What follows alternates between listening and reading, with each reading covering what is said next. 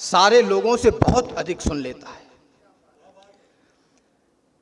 आर्थिक संकट तो बाद की बात है, पहले तो हमें ये तय कर लेना चाहिए कि हम वास्तविकता में हमें शारदा माँ थोड़ी बहुत कृपा कर रही है कि नहीं। 100 लोगों की गणना करें तो मैं ये बात दावे से कह सकता हूं 10 लोग बहुत बड़ी गलत, 90 लोग बहुत बड़ी गलत फहमी में हैं कि वह कुछ लिख पा रहे हैं। वो किसी को सुन के प्रभावित हो जाते हैं, 4 लाइन लिख के फेसबुक पे लिख देते हैं कभी राम बधावर। तो मैं ये नहीं कहता कि आपको प्रयास नहीं करने चाहिए, करते रहने चाहिए, लेकिन आपको देखना चाहिए आपका दृष्टिकोण इस देश के, इस समाज के किस काम में आ सकता है।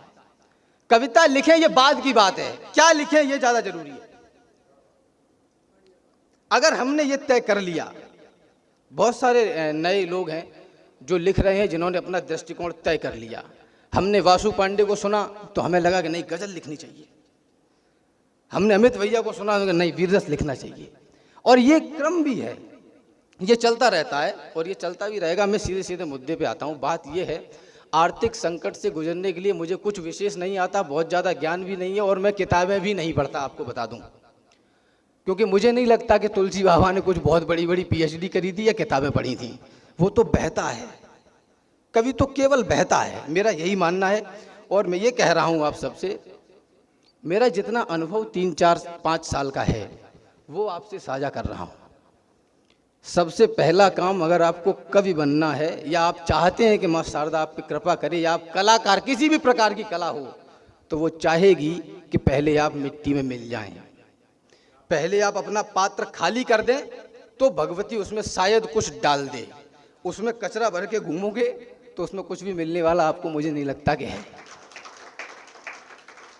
पहले पात्र खाली कर दीजिए। मैंने नौकरी छोड़ी, सिविल इंजीनियरिंग की पढ़ाई करने के बाद नौकरी छोड़ दी।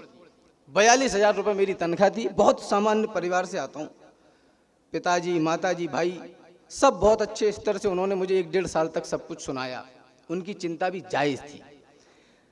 लगे रहे और धीरे धीरे करके लोग मिलते गए, ये मैं आपको बात बताता चलूँगा। तो पहला काम जो हमें करना चाहिए, मुझे लगता है हमें एक आदत अपने अंदर बढ़ानी चाहिए कि हमें नित्य ही लिखना है, डेली लिखना है, रोज लिखना है, कुछ न कुछ लिखना है। चाहे एक पंक्ति लिखें, गलत सही अच्छी बुरी ये तो बाद में तय होगा।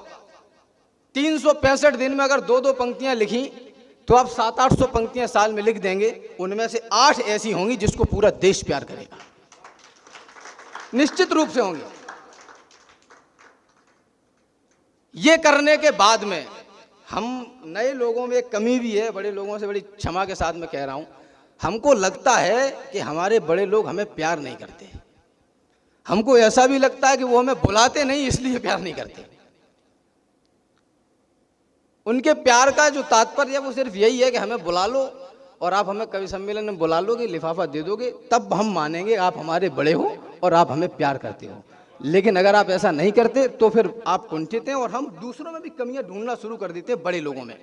सीधी सीधी बात है, जाकी रही भावना जैसी। हम अपने बड़े लोगों को जैसी ऊर्जा प्रदान करेंगे उधर से वैसी ही ऊर्जा आपको मिल जाएगी, जिंदगी में नहीं बुलाए जाओगे। 40-50 साल 30 साल जिसकी यात्रा है काव्य की, और आप चाहते हो कि आप 2 महीने 3 महीने 6 महीने साल भर 2-4-6-10 पंक्तियां लिखने के बाद में आप उनके समकक्ष खड़े हो जाएं और उनको चैलेंज करें, तो ऐसा तो नहीं हो सकता। पहला काम हमें जो करना चाहिए वो ये कि हमें डेली लिखना चाहिए। दूसरी बहुत महत्वपूर्ण बात आपको ये बता रहा हूं, मेरी माताजी गांव में जब किसी को बिच्छू काट लेता है और उनके पास लोग आते हैं तो वो कुछ मंत्र बोलती हैं और वो उसका जहर उतर जाता है, वो ठीक हो जाता है। वो भी शब्द ही हैं जो वो बोलती हैं, हम जो लिख रहे हैं वो भी शब्द ही हैं। हमने कविता लिख ली, अच्छी बात है, हमने उसको सिद्ध कितना किया, उसको मंत्र कितना बनाया, उसका अभ्यास कितना किया। जब आप कविता पढ़ें तो मुझे लगता है कि इस प्रकार से पढ़ी जानी चाहिए कि आपका रोम रोम कविता पढ़े, हमें मोबाइल न देखना पड़े, हमें ऐसे करके सोचना न पड़े। अगर हल्की बात भी होगी तो मैं दावा करता हूं कि वो बहुत ज्यादा इंप्रेशन के साथ जाएगी। और एक महत्वपूर्ण बात इसी क्रम में यह भी है कि जब कविता सिद्ध हो जाती है तो उसकी पहली ताकत, पहली सामर्थ्य केवल सम्मोहन है और उसके अलावा कुछ भी नहीं। वो एक आदमी को सम्मोहित नहीं करेगी। सामने 1 लाख की भीड़ होगी तो 1 लाख के 1 लाख लोग आपके लिए सम्मोहित हो जाएंगे, आपकी कविता के लिए सम्मोहित हो जाएंगे। अभ्यास तो आपने किया नहीं है। अभ्यास करना भी छोटा विषय है, बहुत छोटी बात है। मैं कह रहा हूं कविता को सिद्ध करने की बात, वो मंत्र की तरह हो, जहां मार दो तो मारक का काम करे, काम खत्म हो जाए। अगर ये 2 काम आपने किए, मेरी माँ जगदम्बा इतनी निर्दयी बिल्कुल भी नहीं है, बहुत कृपालु है। अगर आपको एक पंक्ति उसने लिखवाई है तो उसको 100 जगह पढ़वाने का प्रबंध उसने पहले ही कर दिया।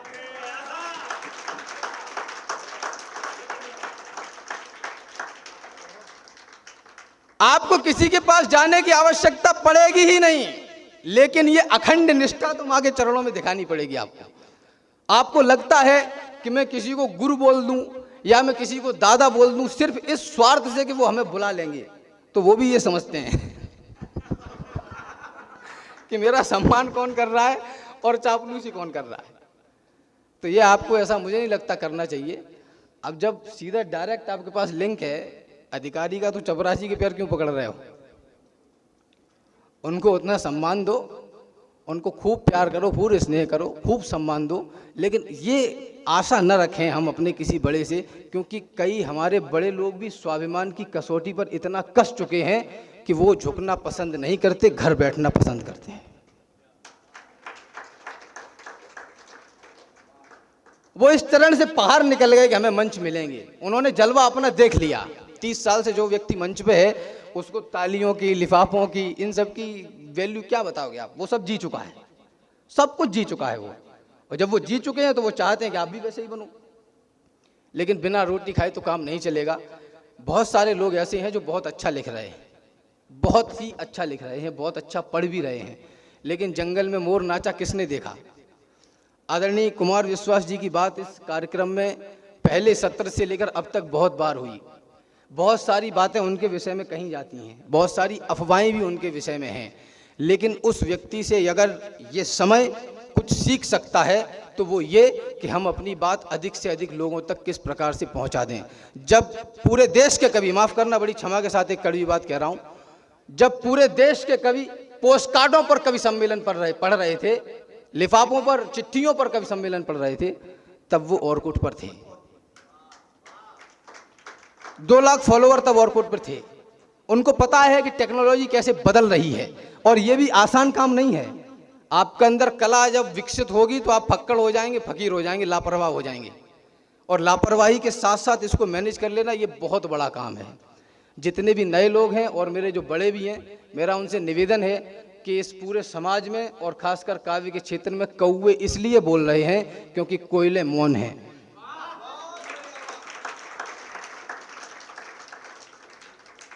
अगर हम अपनी बात को सही तरीके से सोशल मीडिया के माध्यम से, आपने इधर एक क्लिक किया, आपने पोस्ट डाली, उधर काम हो गया। एक खुशखबरी देता चलूं, आज सुबह भी एक वीडियो छोटी सी वायरल हो गई, 1 मिलियन के आसपास होने वाली है। अगर आप कोई नौकरी करेंगे तो कम से कम, बहुत अच्छी नौकरी करेंगे, बहुत पढ़ाई लिखाई करने के बाद में, तो 8 घंटे से कम की नौकरी आपको नहीं मिलेगी। 8 घंटे तो काम आपको करना पड़ेगा। 8 घंटे काम करने के बाद 50-60 हज़ार, 70 हज़ार, बहुत अच्छे पढ़े लिखे होंगे तो 1-1.5 लाख रुपए की सैलरी मिल जाएगी। मैं इस बात का दावा करता हूँ, अगर 24 घंटे में से 2 घंटे भी आपने कविता कल्याणी के लिए 365 में से 365 दिन निकाल दिए तो ये सारे मानदंड पैसे के बहुत छोटे पड़ जाएंगे। आपको पता भी नहीं चलेगा कि आप कब आर्थिक रूप से संपन्न हो गए। महीने की 25 तारीख होती है और 25 तारीख को बैंक में, खाते में पैसा अपने आप आ जाता है, कुछ भी नहीं करना पड़ता। मैं सो रहा हूं, पैसा छप रहा है, कोई वीडियो देख रहा है, पैसा छप रहा है, चवन्नी छप रही है, 25 पैसे छप रहे हैं। हाँ, मेरा 25 को आता है। तो 50 पैसे बने एक दिन में। आज वो 50 पैसे हैं, कल वो 50 रुपए होंगे, फिर 500 रुपए होंगे, 5000 होंगे, 5 लाख भी होंगे। मैं इस बात का दावा करता हूँ। एक सावधानी हमें और भी बरतनी चाहिए। जितने भी सोशल मीडिया के प्लेटफॉर्म हैं, फेसबुक, इंस्टाग्राम, यूट्यूब, कुहू पुहू, जो भी हैं, जितने भी हैं, हमें हर एप्लीकेशन पे एक्टिव रहना चाहिए। वीडियो एक बार ही एडिट होती है, टेक्स्ट एक बार ही लिखा जाता है, बैनर पोस्टर एक बार ही बनता है, उसको जितनी जगह डाल सकते हो उतनी जगह डाल दो, ये मत देखो कि मैं पुरानी चीजें डाल रहा हूं।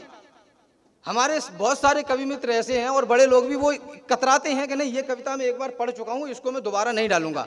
अरे 1 अरब 45 करोड़ हो, आपको अभी 10,000 ने भी नहीं देखा। जिस दिन 1 अरब देख लेंगे उस दिन हम वो पढ़ना बंद कर देंगे, वो वाली कविता नहीं लिख लेंगे। जितना से ज्यादा रिपोस्ट करें, जितनी ज्यादा से ज्यादा रिपोस्ट करते जाएं, कंटेंट को बार बार डालते जाएं, क्या होगा? 4 लोग बुरा बोलेंगे, उससे तो आप नहीं बच सकते, वो भगवान शंकर नहीं बच पाए तो हम और आप बचेंगे क्या? हमें ये करना चाहिए और हमें पूरी ऊर्जा से ये काम करना चाहिए। जितनी ऊर्जा से हम कविता लिख रहे हैं, जितनी ऊर्जा से हमें परवाह है कि कवि सम्मेलन संस्थान और ज़्यादा समृद्ध हो। और आपको एक बात बताता चलूँ, मैं जो देख पा रहा हूँ अभी जो हमारा कवि सम्मेलन संस्थान है, ये 60 और 70 के दशक का बॉलीवुड ही है।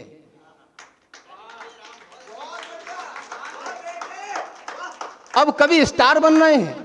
आप आने वाले 20-25 साल में दादा देखेंगे, 10-15 साल में देखेंगे कि सिंगल कार्यक्रम होने शुरू हो जाएंगे, एक कवि एक कार्यक्रम। और उसके लिए आपको मजबूती से तैयार रहना पड़ेगा। 100 साल हो गए कवि सम्मेलन संस्थान को, वही उपक्रम चलता है। एक संचालक बैठा है, 4-5 कवि बैठे हैं, उन्होंने उनको आमंत्रित किया, उन्होंने कविता पढ़ी और उसके बाद कार्यक्रम खत्म हो गया। इसको हम कहते हैं अदब, कि ये अदब की महफिल है। अब ये अदब हल्का पड़ रहा है और बड़ी माफ़ी के साथ कह रहा हूँ, स्टेज पर ऐसे लोग आ गए हैं जो गालियाँ सुना के पैसे कमा रहे हैं। तो जब बुराई इतनी तीव्रता से फैल रही है तो हम अच्छाई को 50% रफ्तार से तो फैला ही सकते हैं। हमारे प्रयास इस क्षेत्र में बहुत कम हैं। जिन लोगों के प्रयास अच्छे हैं, जो भी अभी देश में चर्चित नाम हैं, 8-10 में नाम थे बहुत सारे, उसमें भी लोग पैसे लेके कविता पढ़ रहे थे। आवश्यकता तो आपकी है, चाहे आप घर बैठ के पढ़ें, चाहे आप मंच पे जाकर पढ़ें। और मैं आज दावा करता हूं इस बात का, जितने भी देश भर में कवि हैं वो ये तय कर लें कि कवि सम्मेलन में नहीं जाएंगे, घर पे बैठ के कविता पढ़ेंगे। इससे डबल पेमेंट मिलेगा और आप मोबाइल पे कविता घर पे बैठ के पढ़ेंगे।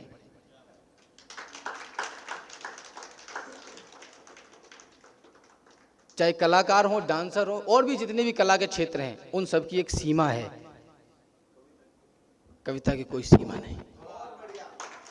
और आपको एक बात बताता चलूंगा, ये जितने भी लोग हैं, जितने भी आर्टिस्ट हैं पूरे भारत भर में, पूरे विश्व भर में, उनको ये बखूबी पता है कि इस दुनिया को केवल साहित्यकार ही चला रहे हैं। विचार हम ही देते हैं जिनका समाज अनुसरण करता है। अब वो चाहे साहित्यकार हों, समाजशास्त्री हों, पत्रकार हों, ये अलग अलग चीजें हैं, लेकिन शब्द ही चला रहा है पूरी दुनिया को। हमारी ताकत बहुत बड़ी है। हमें ये तय करना चाहिए कि हम अपनी बात को कितनी तीव्र गति से पहुंचा दें।